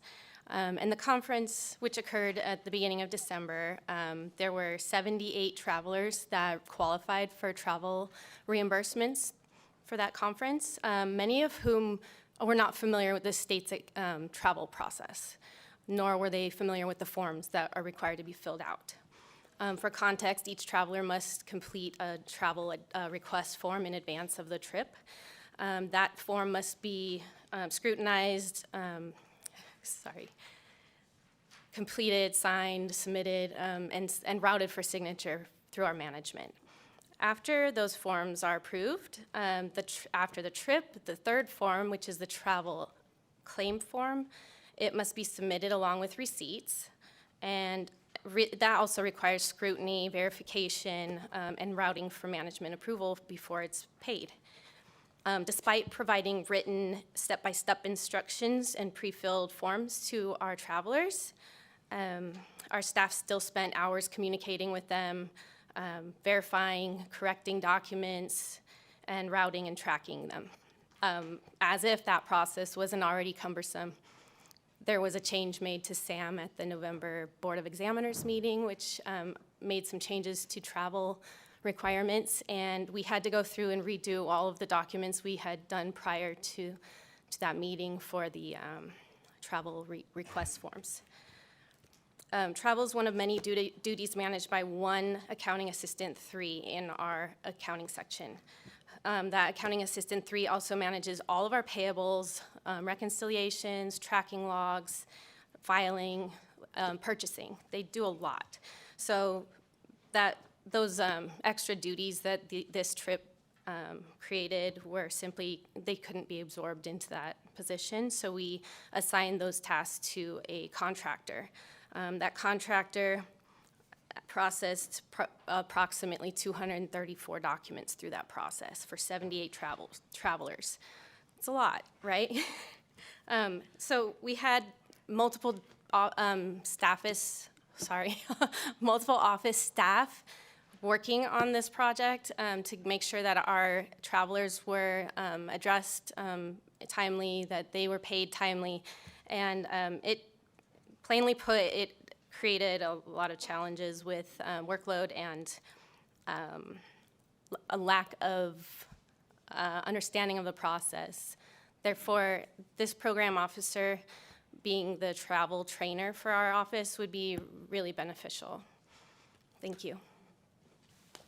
Thank you. Gabriel, sorry, Assemblymember Gabriel DeCare for the record. Just real quick, and I want to add, although the clerks conference is definitely a significant burden, as the secretary said earlier, this was his first opportunity to put a budget together and bring it to the legislature.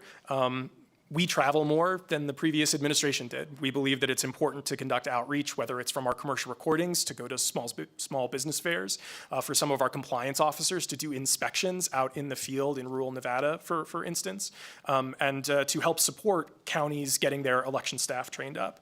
And if you were going to ask your second question. Thank you for that. I was just going to say thank you for that additional information. Obviously, the work is very important. You know, we, of course, pass laws to help make sure that this training happens, and from what you described, that is a lot of work, so I appreciate that. I'm going to move now to another modernization effort, Project Orion, and I guess first question is kind of what's the current status of Project Orion, and kind of what does the timeline and plan look like for that over the upcoming biennium, and I guess just to put a period on that, when do we think we're going to have it completed? Cisco Aguilar, Secretary of State. Thank you for that question. Project Orion obviously is a major priority of ours. It's going well. We spent the last 2 years understanding the system, piecing it together, implementing the 600 bugs, because we couldn't take the system as it exists today and transfer it into a new system. We had to ensure that the data was not corrupt and that it would be transferable into a new system. That project is going well. We have put out an RFP earlier this year. We selected a vendor, Spiridion. We are in phase 1, which is replacing the UCC system. The UCC system probably presented the biggest liability to the state, because when you consider what a UCC is, it's a financing document that gives people notice that there is a lien on a certain asset. And when you cannot procure certain documents that are important to a financing transaction, there's significant liability that exists. And so that's why we're making UCC phase 1. And it is going well. We are on schedule, ahead of schedule. It is a tight schedule. But again, the Secretary of State staff is really, really working hard to stay committed to this. And I will let Deanna add perspective. Thank you. Good morning, Assemblyman Watts. My name is Deanna Reynolds. I'm the Commercial Recordings Deputy for the Secretary of State's office. I'm excited to share that our teams have doubled down on Orion.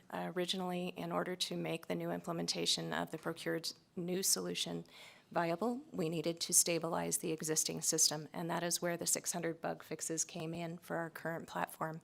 That was not an easy task.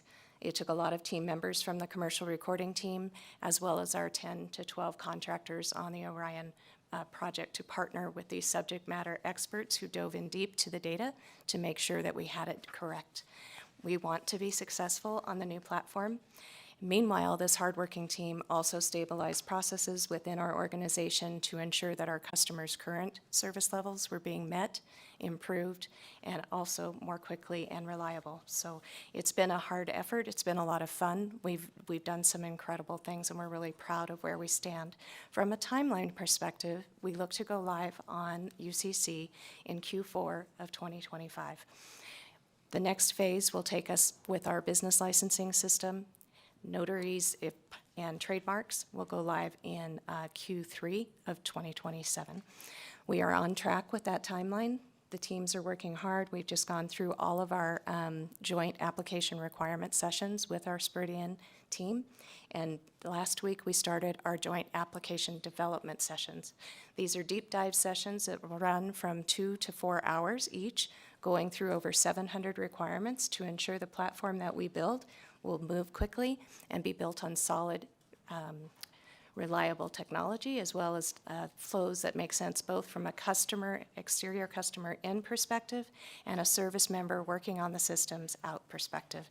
We've partnered heavily with our teams internally, as well as with our commercial recording agents and legal firms that support the commercial recording agencies to help ensure that this system is built with the best intent, the smoothest, most innovation.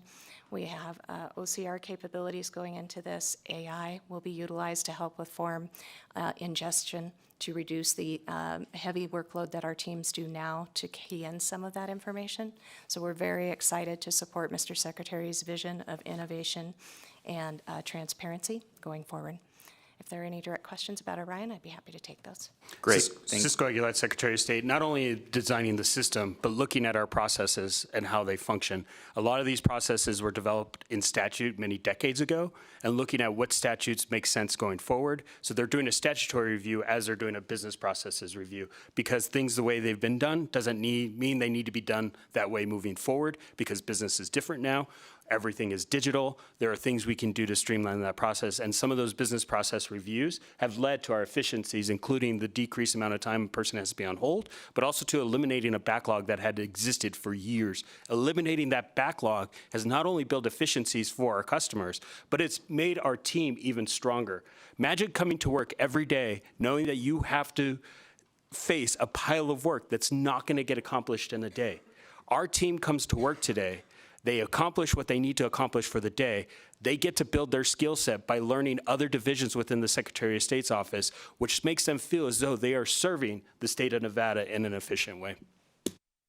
Thank you for that. And I can say as a business owner, I remember when your administration came into office, struggling to renew my my business license because of all those bugs in the system, and didn't have any trouble this time. So kudos to you.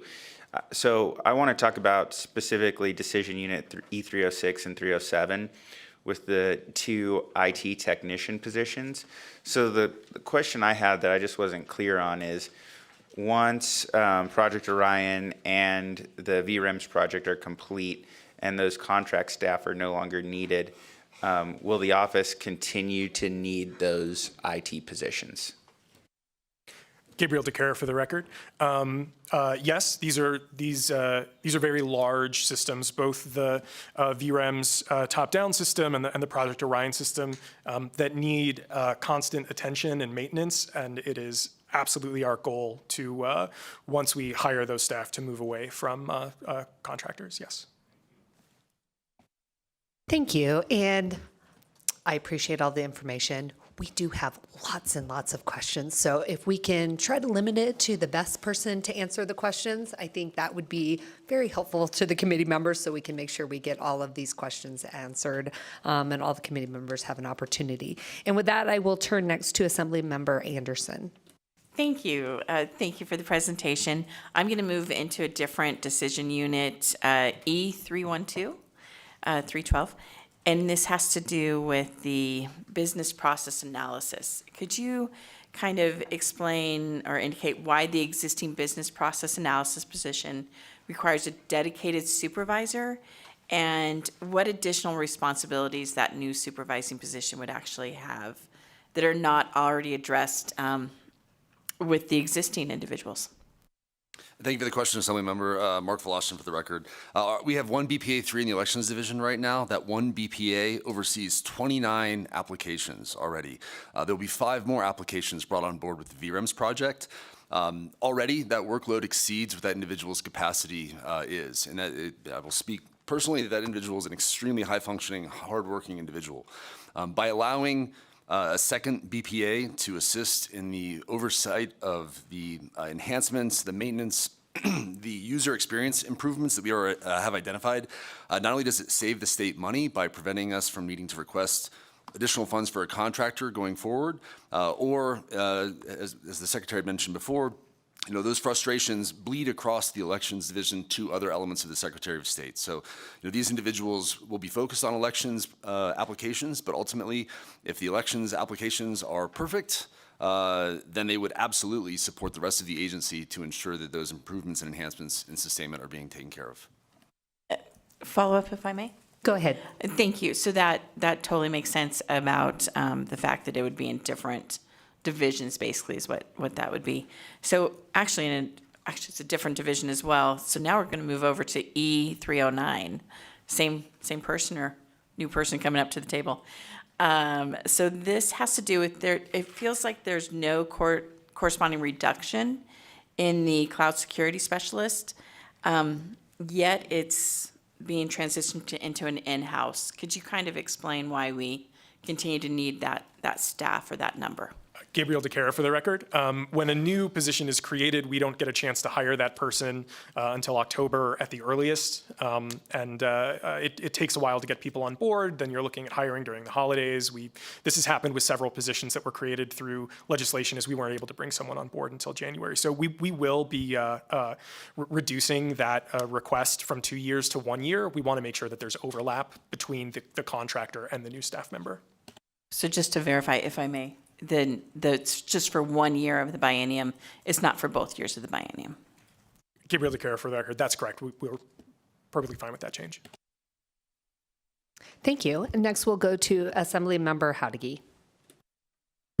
Thank you so much, Madam Chair. Thank you for being here. My questions are I have a couple questions, if that's okay, Madam Chair, on different decision units. Yes, go ahead. Thank you.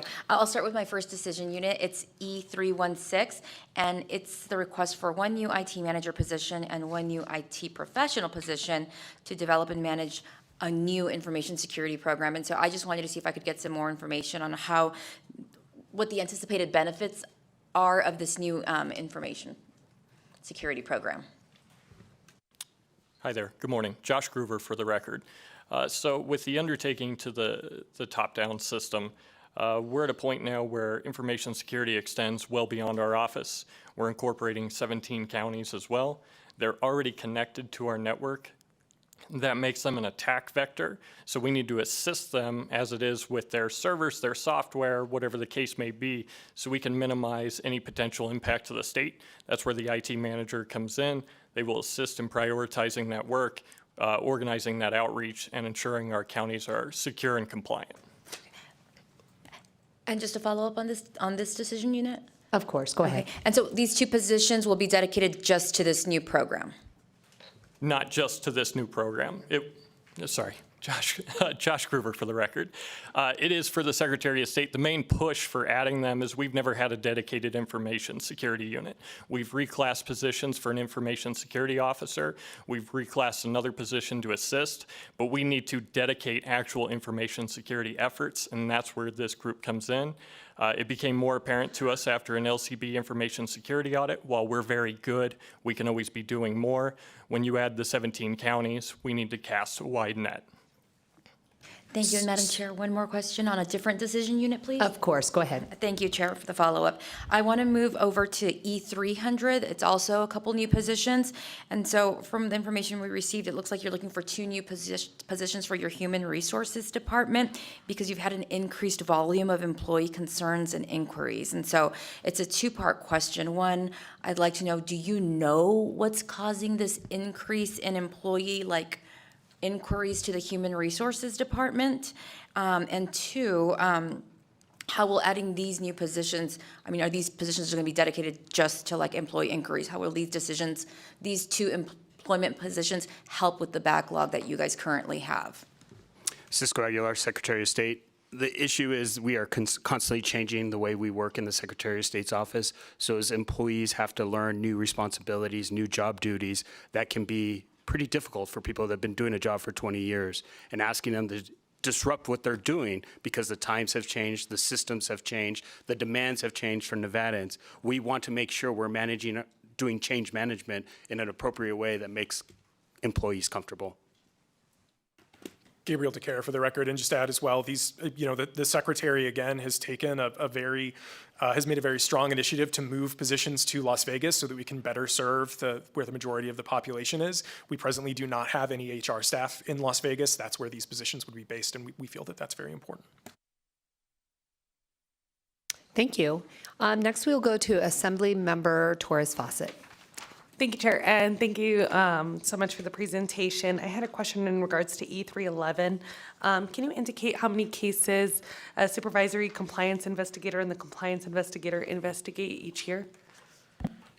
Gabriel DeCare for the record. Yeah. Deanna, do you want to come up? Deanna will come up. That's all I'm saying. Good morning, Assemblywoman Torres Fawcett. I am Deanna Reynolds for the record. I'm going to need you to kind of lean into that microphone. You have a very soft voice. Thank you. I Thank you. appreciate that. Yes, we currently have 2 team members who manage our compliance for business licensing services. One is a supervisor and one is an admin level 2, I believe, 3. And through that, we are currently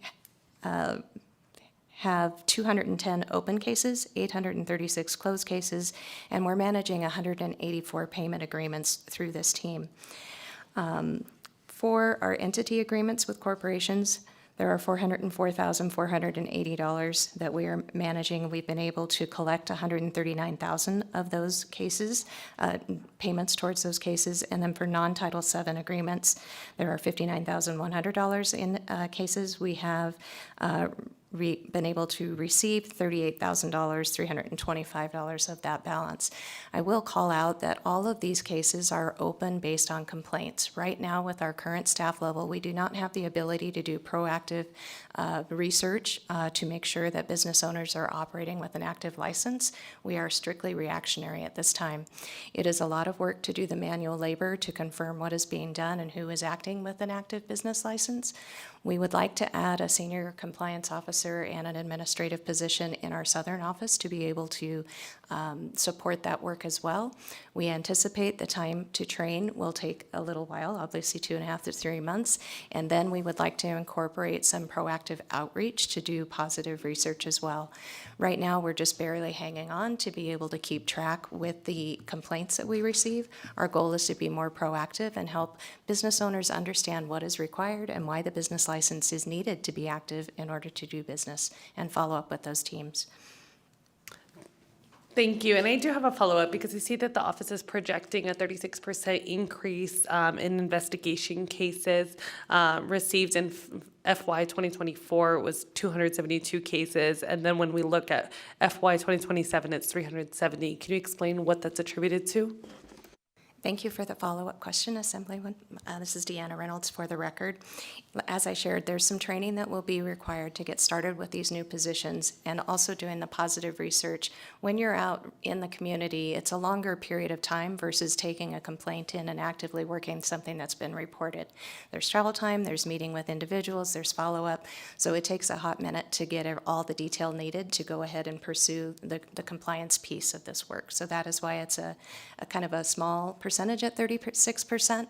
We do anticipate that that will grow quickly once we've got the training for the 2 new members of the staff down in the south, and things will pick up from there. Thank you. Next, we'll go to Senator Taylor. Thank you, Madam Chair. Thank you, Mr. Secretary and team. I'm going to go to Decision Unit 322. So if there needs to be a shift, I did that up front. Okay. So you're asking for 10 positions in this decision unit. Now that's a lot. Okay, so I'm just wondering, how did you determine that it's 5 administrative assistants and 5 customer service agents and business service agents that you need, and that's going to handle the workload? How'd you come up with 10?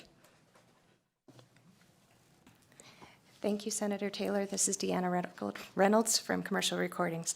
We're excited to add these 10 positions in the Southern office. Currently, we only have a handful of agents working down there. The teams in Carson City work really hard to represent the entire state, but by adding these 10 positions, the customer engagement agents will help with training, doing more outreach to the community, and in Clark County and the surrounding areas in the southern part of the state, there are a lot of activities for small business administration and other outreach opportunities that we want to participate in. Right now, our current staff is keeping up with the work that we have. We're excited to become a more proactive, supportive member of the state business administration really improving the ability to help small business owners get out and get started. We want to partner with them versus just processing their paperwork. We want to help them realize the American dream. We have the team to do it. The customer engagement positions will help with training and structure and outreach, and then the service center agents will help us keep that face open. It's also a disaster recovery of sorts. If our Carson City's office is closed, as it was last Thursday for a snow day, that would give us the ability to keep all calls answered at a solid rate. There may be a little bit of an extension of a hold time, but not an incredibly amount that would shut us, would make sure that customers got answers when they needed them in the moment. So we're working hard to balance the services across the state and make sure that we have the people we need in both locations to keep us moving strong. These positions are considered entry level into our agency, so we're excited to get more folks into the agency and working for our teams and helping small businesses as well as corporations be successful and have all their filings done in a way that makes sense and is accurate the first time. May I follow up, Chair, please? Thank you. You went to where I was going to go next. You said they're going to be entry level. Have you worked with human resources, with HR, to determine what classification will be appropriate for these folks? Thank you for the question, Senator. So from the first days that the Secretary took office, we've been hearing from the team that they are doing work that is above and beyond what administrative assistants do. They provide direct support through a complicated process to prospective business owners. And from 2 years ago, we've been trying to get a reclassification for these workers so that there is they meet the standard that other professionals that provide support, for example, the Department of Taxation. We believe that our staff should be on par with the class and steps that those folks are at. We have been working with DHRM, as the Secretary mentioned. There is that broader classification survey, and we were told that all reclassifications were put on hold. It was our intention to bring a reclassification of these staff to you. We were told that wasn't possible, but we believe that these staff are doing work above an administrative assistant level, and that we would strongly advocate for reclassification for them. Thank you. Just a follow-up to the follow-up? Of course, go ahead. In that, so it sounds like you've talked with HR. I just want to make sure I heard it right. You've spoken with HR, and they're not in agreement with you in terms of the classification, but you're going to go forward anyway? Did I not hear that right? Gabriel DeCara for the record. So DHRM has to process all reclassifications. We've been told that until the broader reclassification study is complete, that there will be no agency reclassifications. If we could, we would. I understand. Thank you. Chair, if I may, this is actually my second question. I'm sorry. No, that's okay. Go ahead. Okay. Decision the unit. part. Okay, thank you. Thank you. Just real quickly, let's drop down to decision unit E320. You're asking for an office manager in this position, and you talk about how it's going to improve the daily functions of the office. Can you just give us a little bit about what that person will be doing? How's it going to improve the office? Yes, Senator. Gabriel DeCara for the record. So right now, we have a number of staff across each of our divisions who are essentially taking on office manager tasks in addition to their responsibilities. We have a securities administrative assistant who should be focusing on helping our civil and criminal investigators process their securities filings, but she can't because she also has to do accounting tasks. She has to do travel for staff. She has to purchase supplies, equipment, et cetera. Having a dedicated office manager position for Southern Nevada, we have a position that is moving in that direction for Northern Nevada, would take a lot of responsibilities away from people that really should be doing other work that's within their division. Thank you so much, Chair. Thank you for your indulgence. No, thank you for your questions. I think we'll move next to Assembly Member Backus. Thank you so much, Chair. I am going to move into the notary public portion of the enhancements. But first I wanted to start with, I understand that the notary unit's investigatory responsibilities were moved into the compliance unit. And so my question with that was, who was responsible for the notary investigations prior to these responsibilities being integrated into the compliance unit within the preparation division? Gabriel DeCare for the record. So prior to kind of a reorganization of our compliance and prior to last legislative session, there was one supervising compliance investigator and one administrative assistant. Those two people did all compliance investigations for all elections complaints, all commercial recordings complaints, and all notary complaints. That was not efficient. We came to the legislature and asked for additional compliance investigators for elections, which you gave us, which we are so grateful for. So that moved the responsibilities of elections over to another place. And then the notary statute and document preparation statute are sister chapters of statute, essentially. And so we moved notary compliance to our document preparation compliance team so that they could be more efficient in what they're doing. And as you just heard from Deputy Reynolds, there's no shortage of investigations for our commercial recordings folks, so they still have a lot of work to do. And Chair, may I follow up? So with respect to the one compliance investigator and the assistant that you had referred to, did those two individuals then stay back with the election investigations? Gabriel DeCare for the record. They stayed with commercial recordings, so now we've got 2 in commercial recordings, 2 in elections, and 2 with document preparation and notary. Thank you. Perfect. And if Chair, may I ask some follow-up questions regarding the enhancements for the notary unit? Of course. Thank you, Chair. Looking at E325, one thing you didn't drop when you were going through page 19 of your PowerPoint was that was a very large increase. You talked about a lot of increases in recordings, and I calculated this was a 28.7% increase from fiscal year 23 to 24. That was a lot. Lots of people out there, and I know the process is pretty comprehensive for them to secure that notary license. And so I see that the division is seeking those 4 new positions, but I understand there were contract positions there. So previously, you guys had testified that you were kind of keeping the contract positions in that other role to train and then move out. What's the plan with the 4 contract positions that are right now handling the E325 enhancements that you're seeking? Gabriel DeCare for the record. We would, yes, those contract positions would be phased out as soon as we were able to hire full-time notary staff.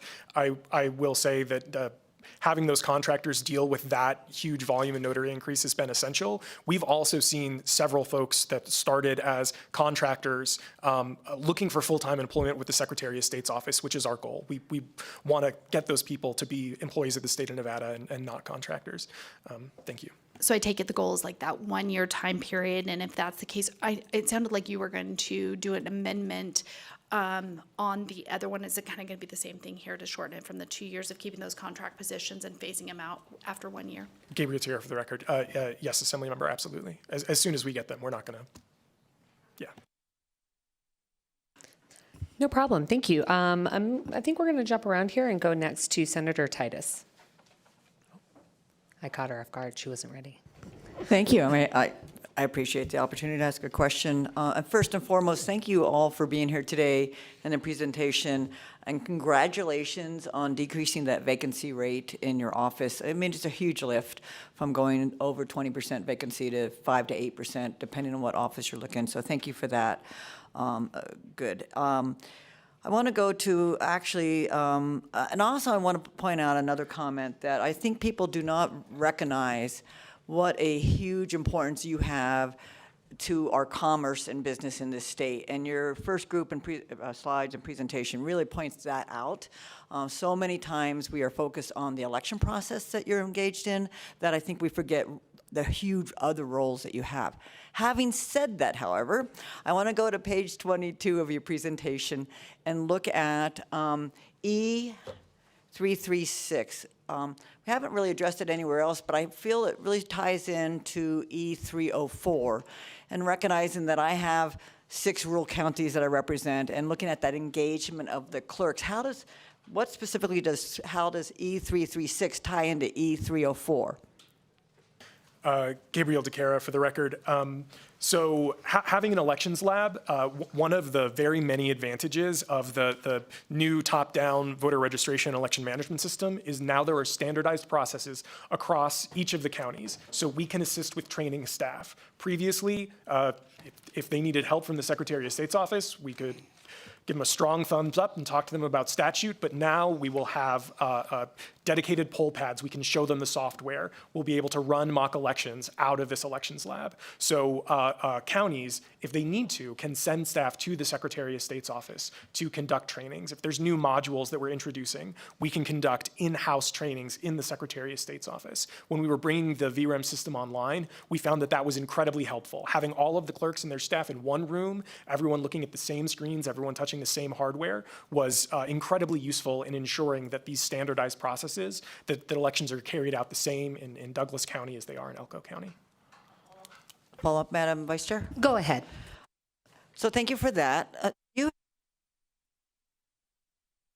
you have 100% participation of all the 15 rural counties? Thank you, Senator, for the question. Mark Voloshin for the record. One way or the other, we do, certainly in regards to our constant discussions, and certainly when it comes to the training opportunities that we provide. They are having to balance the desire to learn, to improve their professional development when it comes to their roles as elections officials, along with the other county requirements. And specific to your question about our rural county clerks, as you well know, they have a multitude of other tasks and requirements. So short answer, this past December, not all 17 county election officials were able to attend, or 18 city clerks for that matter. But certainly as we look to the future, the goal is to make sure that they have the same training opportunities, and this lab will be an important part of that as well, so that it will be available to everybody at their convenience and based on the needs and timelines of their constituencies. And thank you for that, because looking at 304 and 336, I want to make sure that it does enable the clerks to participate. Do you go out to the rural areas at all? No, do you take it on the road, like a road show? Thank you, Senator, for the question. Absolutely, absolutely. And we have some, to be blunt, very remote, very distant locations that we get to. But the reality is that while we can do things virtually, and that is a neat thing, it's not nearly as effective as sitting knee to knee from a county election official and their staff member, looking at the system, going through voter registrations, walking through the check-in process. So absolutely, there is absolutely in-person opportunities that we've identified as being essential looking to the future. Cisco Aguilar, Secretary of State, we did send staff during all the elections to the counties that requested assistance and help, because sometimes they don't have all the staffing they need.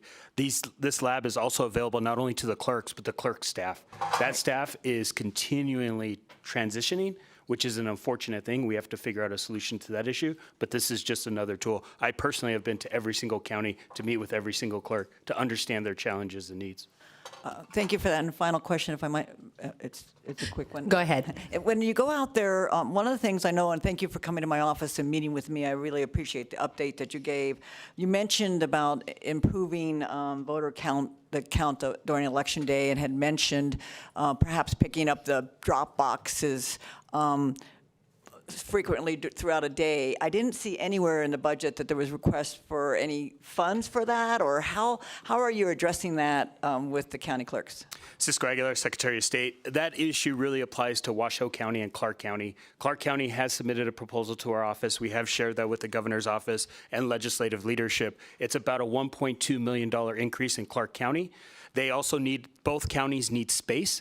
Clark County has already appropriated $9 million to handle the space issue. What they're looking at are the variable costs of about $1.2 million now. We are in conversations of how that will be funded. Is that funded partially here, or is that funded by the county themselves? So we can forward that proposal to you. Great, thank you very much. And thank you, Madam Vice Chair, for the questions. Thank you all for being here. No problem. Also, let's see, we are kind of going to shift gears, I think, because the Majority Leader, Canizaro, also has some questions. Thank you, Madam Chair. Okay, I want to talk a little bit about some of these other positions first with the Securities Division, first E327.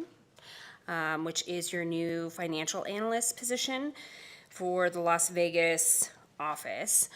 Who is currently performing the forensic financial audits, and why do you need an unclassified financial analyst to address that duty? Cisco Aguilar, Secretary of State. First of all, everything we do in the Securities Division is based on financial records. We don't have a permanent person doing that work for us, which I find very surprising. What is happening is it's being defaulted to our investigators who necessarily don't have a strong financial background, but they're always having to ask for help from other agencies and other federal offices. That builds in inefficiencies into the investigation. What we would like, we are also using technology to do analysis of these financial statements. But if you don't have somebody who understands what a balance sheet is and a debit and credit and understands the flow of bank statements from one bank account to the other, it gets a bit complex. And that's why we want this person in-house so that they can focus on this full time and really help get some good actions. So is there a contract position that's doing this now, or you're just filtering it to those investigators? Cisco Aguilar, Secretary of State, is just being filtered throughout the investigators and other agencies that are willing to give us the support and help. Okay, so this would be a position that would just take on that duty in-house and have it kind of solely reside with them? Cisco Aguilar, Secretary of State, you are correct. When I came, I am an accountant. That was my major in undergrad. And when I realized the Security Division didn't have an accountant assisting them, I was flabbergasted. Okay. Next question on E328 for the enforcement attorney. Enforcement attorney in the Las Vegas office. And I understand that you had a number of cases in FY24, 313. 157 of those were civil examinations or investigations.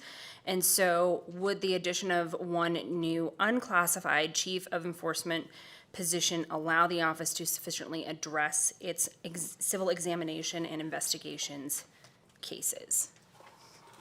Gabriel DeCara for the record. I'm going to send it down to Las Vegas for our securities deputy, Aaron Houston, but I just want to add, we are one of very, very few states that only have a single enforcement attorney. Other states with comparable numbers of broker dealers, sales reps, et cetera, have more attorneys. But Deputy Houston, you can speak to the specifics. Thank you, Senator. Aaron Houston, Deputy Secretary of State, for the record. Yes, that's accurate. The hope and need for an additional enforcement attorney is precisely to help with the massive number of cases that we have coming through our office. The financial industry has grown tremendously in the last 5-6 years in the state of Nevada as across the country, and our caseload has also increased. We had over 600 cases in the last 2.5 years. Many of them are cases that would have resulted in enforcement actions, but due to the lack of resources in our office, having only one enforcement attorney, we were not able to take as strong of an action or hold bad actors accountable to the extent that we would have liked to have done so. And as Chief Deputy DeCara mentioned, our office is, I think, I did a personal poll of all 50 securities divisions across the country. I only found one other state that had one enforcement attorney, and for context, they compared to our level of broker dealers, which is at this moment, right now, we have 1,500 broker dealer firms in the state of Nevada and over 1,300 branch offices. Their state had 200 branch offices and something around the number of 600 broker dealer firms. And to be clear, I did not get a response from every single state, but most were responsive, and we were by far the state with the least number of enforcement attorneys at just one, with a comparable population.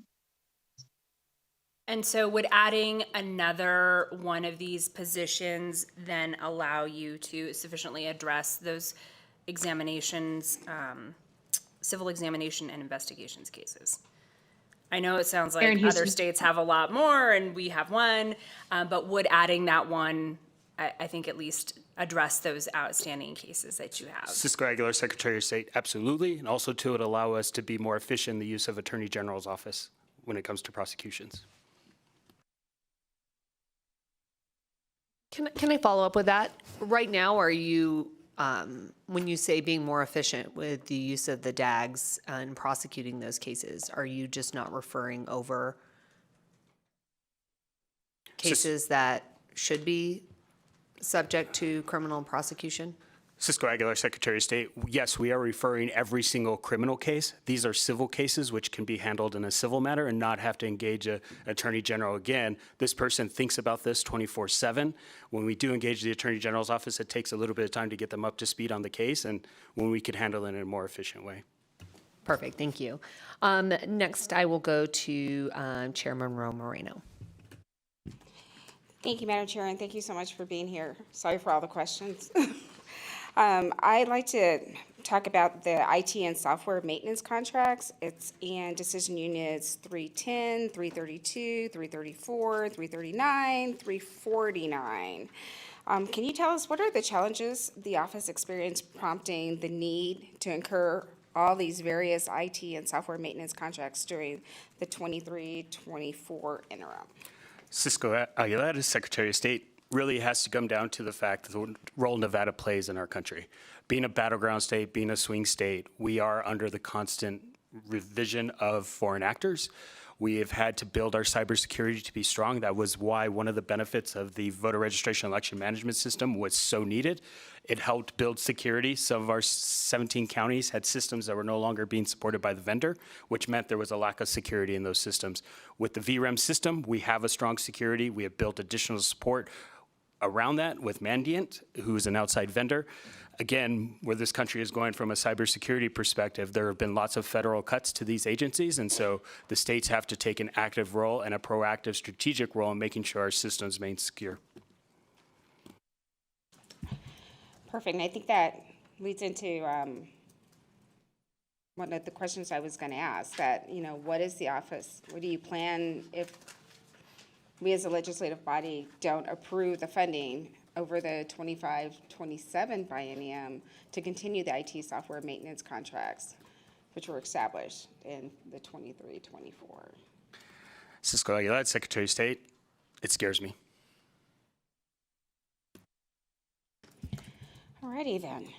Well, that's comforting. Okay. So, what other efficiencies have you gained resulting from that IT software maintenance contracts that you had for 24? You stated, there's some bad actors out there trying to get into our system. Are there any other efficiencies that you've been able to gain? And if you've done a lot, if we weren't able to fund it, what do you think you would be able to do moving forward, or what would just stop moving forward if we're not able to fund it? Gabriel DeCara, for the record, as the Secretary said, boy, we sure wish you would. So some of these specific efficiencies, protecting against credit card fraud, right? Again, when the Secretary took office, one of the first questions that he asked everyone across all divisions is, are we doing things this way because it's the smart way, or are we doing it because it's been done? And I will say, and this is not criticism of any previous administration or any of the staff, but a number of processes had been done the same since Dean Heller was Secretary of State. And so the Secretary asked everyone to look at technology. How can we do better work? How can we be more efficient with, as the Secretary is saying, cybersecurity, with credit card processing, with our accounting systems? And would spending this money save the state money over a longer time? Would it help the state make more money over time? And that's where these requests came in. Thank you. Madam Vice Chair, may I have a follow-up? Of course, go ahead. Thank you so much. So there's a lot in your budget, a lot of requests for bodies and positions, and then for software. And as you know, we came into this building with a big hole in the budget. If we are limited to what we can do, what would be better for your office? Is it the bodies or the IT software things? Where would that money be better placed if we're limited in what we can do? Cisco Aguilar, Secretary of State. First, let me just push back a little bit on that. Every position we're asking for is a revenue generating position.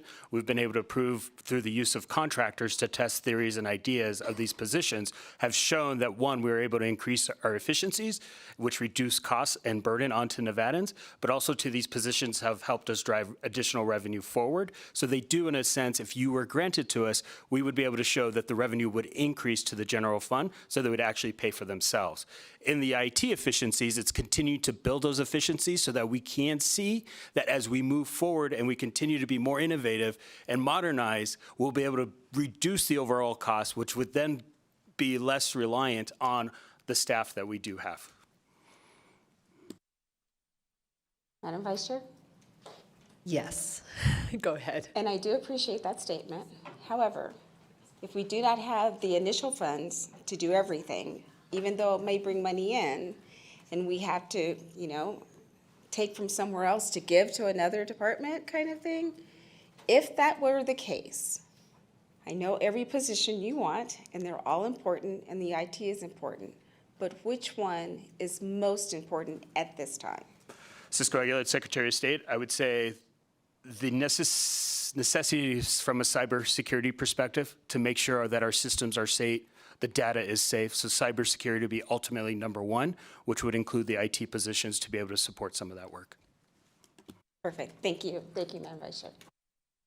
I know we are putting everyone in a difficult position where they have to make difficult choices. So I appreciate your candor and your advocacy for your office as well. With that, are there any other additional questions that we have from this committee? I don't see anyone, so I will thank you for your time. Oh, we got one more here.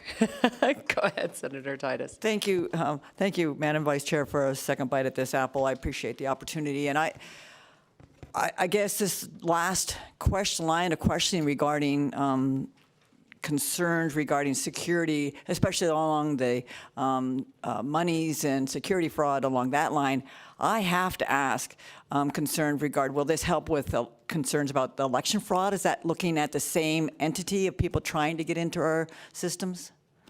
Cisco Aguilar, Secretary of State. First of all, Nevada runs some of those safest and secure elections in the country. The number of fraud cases are minimal, given the number of election integrity violation reports that are filed with our office and the number of reports that are investigated. The fraud number is pretty minimal. When you're talking about fraud or cybersecurity, that's a different question. Okay, thank you for that clarity. This cybersecurity is a major issue for elections. Again, given Nevada state, within the national elections, we are a battleground state. Foreign actors are curious as to what Nevada is doing and what protections we do have. So it's our duty and obligation to make sure we have the strongest systems and the strongest programs in place. Our new system, the voter registration and election management system, is one of the most secure systems in the country.